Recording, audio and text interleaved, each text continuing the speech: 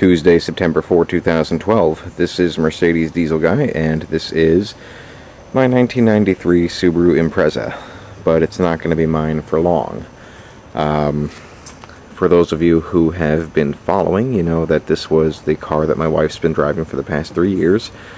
And I recently got her a 1995 Subaru Legacy with much lower mileage on it. And as such, it's time to get rid of this car here.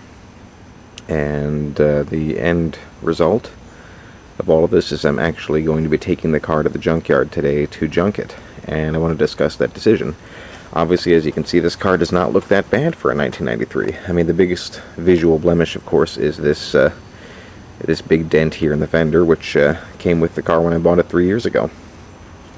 The car is actually still running and driving. Does have some issues, but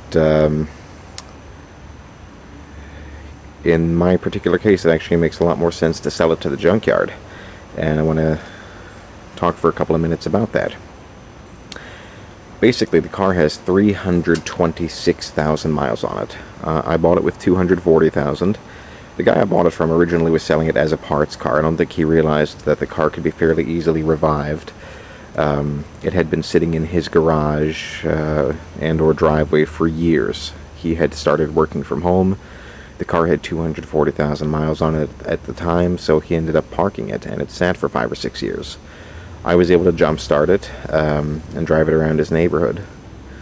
Actually, it wasn't even so much a jump start as I took the battery out of my Legacy and used that to start this car. Ran terribly, but I had it towed home. I put a fresh tank of gas in it, and that actually cleared up most of the running problems immediately. I did a full tune-up, including timing belt, and I replaced the CV axle on the front driver's side, and put the car right into service. And the car really didn't need too much over the past couple of years. I had to replace battery cables. I had to get the wheel cylinder, the brake cylinders replaced on the rear drums about 2 years ago.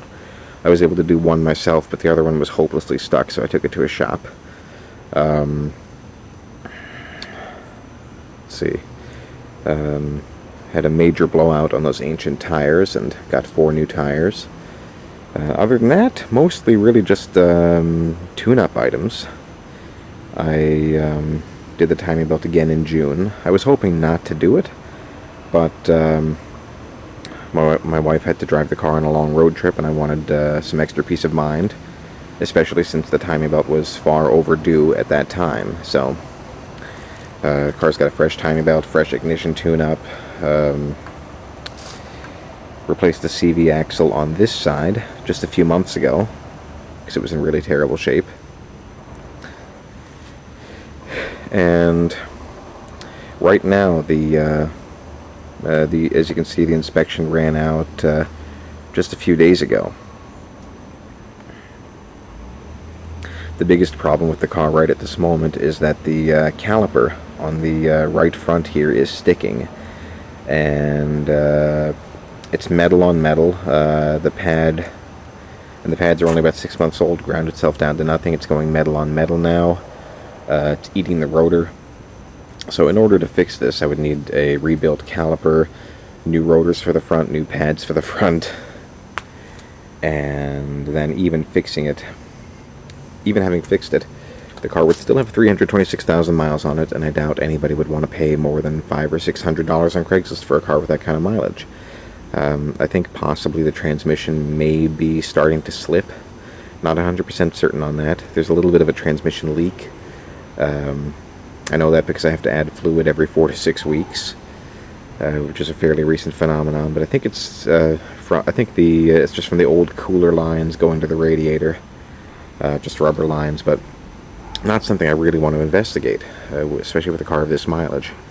I mean, I could fix all the little problems, but like I said, with that transmission, I think even though I've taken care of the car, I've changed the transmission fluid every 30,000. I think that The car is past its prime, and since my wife has to drive over 100 miles a day, I thought it was best to retire this car. I did put it on Craigslist a week ago, and the only action I got were, the only interest I got was from a couple of people, junkyards, looking to recycle the car. Well, I had one offer for $200, one offer for $300. I had one person interested who, after a couple of emails, I figured out was a scammer, so I just stopped replying. You know, one of those people that says, "Oh, I'll send you a check, and I'm going to have the car shipped." But honestly, who's going to send a check for $600 to ship a '93 Impreza anywhere? Nobody. And then there was one college kid who seemed to be interested in the car. He initially offered me $500. I turned it down. He emailed me a couple of days later. We struck up a conversation, and then he asked me how much I wanted for the car, and I basically told him, "Look, you offered me $500. Asking price right at the moment is $7. Let's settle on $600, and the car's yours." To which his reply was, "Oh, I'm sorry, $500 or $600 is too expensive." And keep in mind, the Craigslist ad detailed every single thing wrong with the car, and I'm not even going into a lot of it here on the video. I mean, there's a lot of little issues. It's all fixable, but once again, you're talking about a car where you'd have to pour a lot of work into it, and definitely some money. And the end result is maybe a fairly reliable car that just isn't worth anything. So, we don't really have a sentimental attachment, and the junkyard here in town will give me $400 if I can drive the car in, which I certainly can. The caliper may be sticking, but the car was driven every day up until it was parked about a week and a half ago. So I spent a little bit of time this afternoon clearing out the junk from the car, of which there was a lot, and now I'm pretty much ready to throw my mountain bike in the trunk and drive it up to the junkyard and sell it. I mean, it is kind of a shame to junk a running, driving car. Certainly this would not happen in a lot of parts of the world, and certainly wouldn't be my first choice. I've only junked one car before, and it really was a parts car, and it didn't have a transmission in it anymore. It wasn't a viable vehicle anymore, at least not without a lot of work and money. But I've really had no interest in this car. And if the junkyard's going to give me $400, I think it's well worth it. So, but at least we can think of it this way. Even though this car probably won't get resold as a single piece from the junkyard, parts of it will be recycled into other cars and help other cars live, and then eventually the scrap metal will be melted down and it'll become other stuff. So it's not really a case of throwing something away. In this case, it's going to be recycled into other items. So once again, I think this car is a little too good to be torn apart, but once again, with 326,000 miles on it, nobody's really interested in owning it anymore. And I really just don't have the space for it. Not with too many projects at hand, and too many cars that actually do run. Plus, I don't want to pay the insurance anymore, and even if I did fix everything, I would still have to get the car through inspection again. So, all things considered, this is unfortunately the path of least resistance for me, so I'm going to take the car up there shortly, sell it, and be done with it.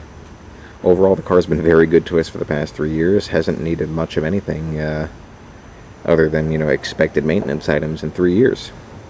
It's been a great little car, and who knows, the junkyard might actually put it out front and try to make a couple $100s on it. And if somebody buys it from there, more power to the junkyard.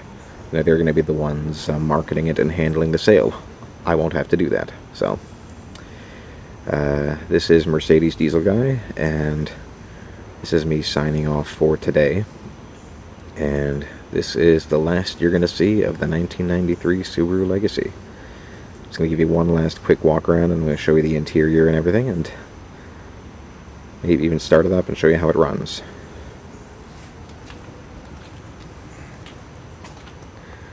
honestly, aside from this dent, the body and paintwork is actually not in bad shape.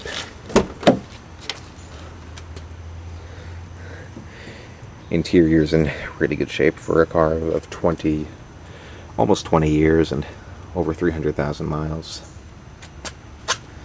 Certainly could use a vacuuming. Door panels are in great shape.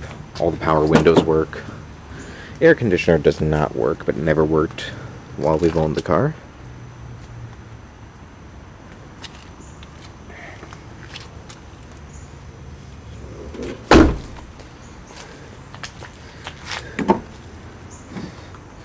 You even still have the original cargo shade here, although the spring recently broke, so it doesn't self-retract.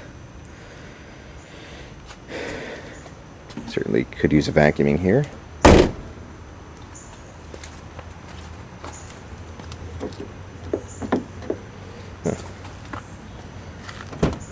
I have to wonder if there's something wrong with the power lock on this door. Didn't open. But not really my concern right at the moment. So just going to quickly start it up.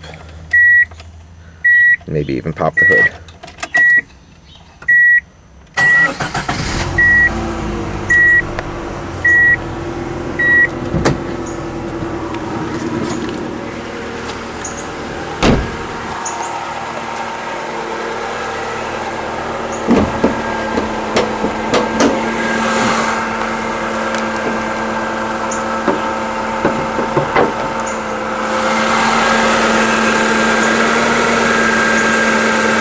So here it is.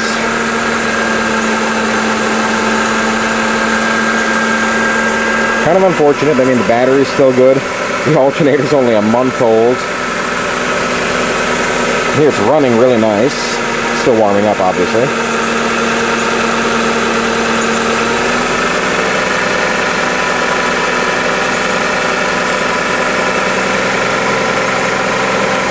But